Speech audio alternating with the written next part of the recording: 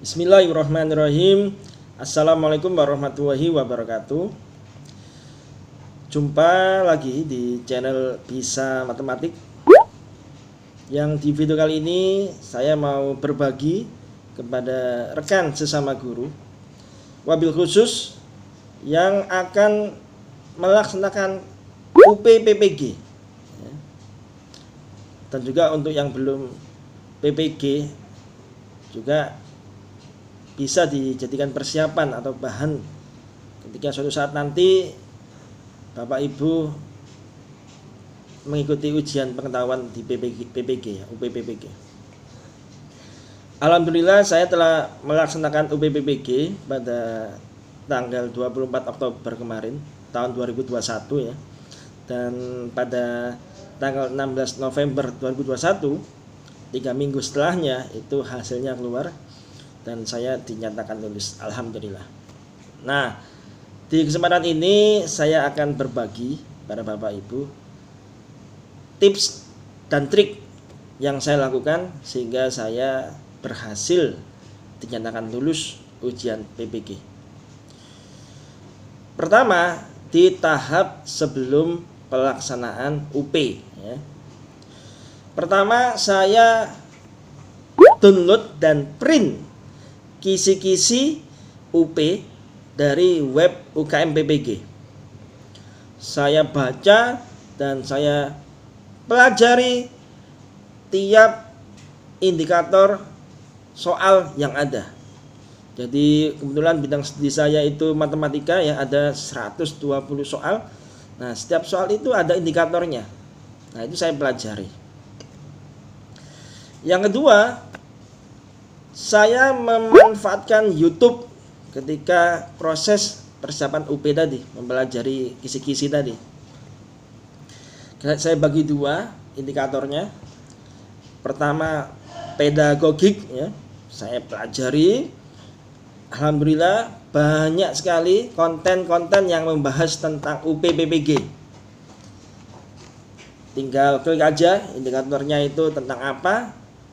Setelah dibaca dari kisi-kisi ya, diketikkan di YouTube, nanti keluar banyak. Nah, dari situ saya belajar. Saya habiskan dulu untuk aspek pedagogiknya. Setelah sekian banyak saya tahu soal-soal yang sering keluar, ciri-cirinya seperti apa, saya beralih ke profesional. Kebetulan yang profesional itu lebih sulit ya. Saya lebih menghabiskan banyak waktu untuk mempelajari materi profesional. Tapi jangan khawatir, sekali lagi di YouTube banyak ya. Di YouTube banyak sekali konten-konten yang membahas masalah UPPPG. Apapun mapelnya ya, ada di situ. Dan yang ketiga, jangan sampai tidak ikut simulasi UP. Karena ini ibaratnya itu latihan berperang. Jangan sampai seorang prajurit langsung terjun ke medan peperangan sesungguhnya tanpa latihan dulu. Nah, simulasi UP ini tujuannya seperti itu, sehingga Bapak Ibu tidak mikir otak-atik lagi ketika pelaksanaan UP sesungguhnya. Menunya seperti apa, apanya yang diklik, terus tahap-tahapannya apa saja. Nah, itu kita lakukan di simulasi UP. Nah, sampai ke hari H. Sekarang itu tadi sebelum hari H ya. Sekarang sampai hari H. Di hari H-nya ini, yang pertama tips dari saya, Bapak Ibu wajib datang lebih awal, minimal 30 menit dari waktu pelaksanaan UP dimulai. Kenapa? Agar psikis kita itu siap, matang, tidak gopo bahasa Jawanya ya, sehingga tidak derdek. Apalagi nanti kalau ada gangguan jaringan. Nah, itu. Ini kebetulan ya, UP yang saya lakukan kemarin itu UP-nya daring. Oke. Selanjutnya, usahakan Bapak Ibu jangan terlalu banyak makan dan minum sebelum pelaksanaan UP. Makan sekedarnya asal nggak lapar saja ya, terisi cukup. Minum juga demikian, asal tenggorokan nggak kering saja. Untuk makanan nggak boleh ya dibawa selama UP, Tapi untuk minum itu masih boleh. Tapi jangan banyak-banyak minum. Walaupun UP itu durasinya cukup lama 3 jam, tapi terasa sangat cepat karena jumlah soalnya banyak, juga sulit-sulit, khususnya yang profesional. Maka jangan sampai waktu itu terbuang sia-sia gara-gara kita ke kamar kecil untuk buang air kecil. Itu tujuannya. Nah, terus tips dari saya berikutnya, ketika mengerjakan soal UP, saya mengerjakan soal pedagogik terlebih dahulu. Jadi dari nomor 1, 2, 3 dan seterusnya saya kerjakan yang pedagogik. Nomor 1 ini pedagogik saya kerjakan. Nomor 2 pedagogik saya kerjakan. Kalau ketemu soal yang itu profesional, apalagi matematika ya, khususnya mapel atau bidang studi yang itu ada hitung-hitungannya, saya jamin itu nggak bisa dikerjakan dengan cepat. Kecuali Bapak Ibu benar-benar siap ya, banyak latihan soal dan benar-benar ahli di bidang studi tersebut. Saya sarankan kalau belum seperti itu, mending ditinggalkan dulu. Kita fokus ke pedagogiknya. Kenapa? Karena mengerjakan soal pedagogik itu jauh lebih cepat. Apalagi kalau Bapak Ibu sering latihan ya, ada trik-triknya ini. Karena kita tinggal memilih mana yang paling logis, mana yang paling masuk akal, mana yang paling tepat di antara pilihan jawaban yang ada. Lebih gampang daripada menghitung dulu. Nah, itu lebih susah, lebih lama. Jadi seperti itu ya. Kalau pedagogik sudah saya habiskan semua, misalkan dari 120 soal itu pedagoginya 60 soal. Nah, baru saya mengerjakan yang profesional. Ketika mengerjakan profesional, saya tidak menjawab semuanya. Jadi saya sering lewati. Kalau itu saya rasa sulit dan bakal agak lama karena saya harus memikirkan dulu caranya bagaimana, terus prosesnya sepertinya agak panjang, maka saya lewati dulu itu. Saya cari dari soal-soal profesional itu yang saya rasa mengerjakannya bisa saya kerjakan langsung. Gitu. Kalau saya masih mikir-mikir dulu ini caranya bagaimana, maka saya lewati. Tapi kalau soal ini saya tahu caranya seperti ini, langsung saya kerjakan bisa, maka saya kerjakan. Jadi tidak harus urut ya. Jadi kalau ini dirasa sulit, lewati. Gampang kerjakan. Sulit, lewati. Gampang kerjakan gitu. Bahkan sampai waktu habis itu ada lebih dari 10 soal yang nggak saya jawab. Nah, ini yang trik yang keempat ini Bapak Ibu.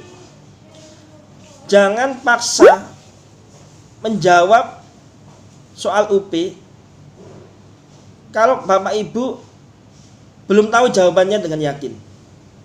Kalau hanya sekedar tembak-menembak, tebak-menebak, lebih baik jangan dilakukan. Mending kosong. Kenapa? Karena pengalaman saya dan saya juga tanya teman-teman saya yang menjawab semuanya, walaupun dia nggak tahu, pokoknya saya jawab aja Pak semuanya Pak, itu nggak lulus malah. Tapi yang kosong, beberapa soalnya dijawab kosong, nggak dijawab artinya, ya, dibiarkan kosong itu maksudnya, karena memang waktunya nggak sempat, terus juga nggak tahu caranya, lulus malah. Nah, saya pernah menanyakan ini ke panitia, tapi panitia nggak menjawab ya, nggak tahu alasannya ya, bahwa apakah kita ketika menjawab soal UP terus jawaban kita salah itu ada pengurangan poin. Nah, itu tidak tahu panitianya, tidak bisa memberikan jawaban. Tapi saya sering cross check ke teman-teman ya, dan juga pengalaman saya pribadi ya, saya pernah pretest PPG yang pertama itu nggak lulus, saya jawab semua dan ternyata emang nggak lulus saya. Tapi ketika pretest kedua saya biarkan kosong yang nggak bisa saya kerjakan, malah lulus. Dari situ saya terapkan untuk trik-trik seperti ini, bahwa ketika kita ujian keguruan atau PNS atau PPK, nggak usah dipaksa menjawab semuanya dengan benar. Nah, itu tadi tips dan trik sebelum dan selama mengerjakan soal UP. Tambahan dari saya, untuk memperlancar urusan UP kita, tentunya kita harus memperbaiki hablum minallah kita dan hablum minanas kita. Jadi perkuat peluang kita lulus UP dengan yang pertama, tingkatkan ibadah kita kepada Allah Subhanahu wa taala ya, yang beragama muslim ya. Sekali lagi, tingkatkan ibadah kita kepada Allah Subhanahu wa taala. Salat wajib pasti jamaah, terus salat sunnah, duha, rawatib, tahajud lebih bagus lagi. Tuh, kita tingkatkan, kita mohon pertolongan Tuhan, yaitu Allah Subhanahu wa taala. Yang kedua, banyak-banyaklah berbuat baik kepada orang lain ya. Wabil khusus orang tua kita, ibu kita. Hormat, santun, nurut, tanya ingin apa, kita baiki ibu kita. Kita mohon doa kepada beliau agar kita dibantu lulus UP nantinya. Dan yang ketiga, ini yang tak kalah penting ya, jangan sekali-kali menyakiti hati orang lain atau menzalimi orang lain kalau ingin lulus UP dengan penuh keberkahan gitu ya. Kenapa? Kalau kita ingin lulus UP terus kita berbuat jahat sama orang lain, menyakiti hati orang lain, baik sengaja maupun nggak sengaja ya, tentunya orang itu kan nggak enak hatinya dan dia ingin membalas pada kita tapi nggak bisa. Mereka hanya bisa berdoa. Nah, kalau doa mereka ke kita itu doa buruk, nah, kita rugi nantinya. Maka bisa kita nggak lulus UP gara-gara doa orang lain yang ingin nasib kita buruk. Nah, itu contohnya.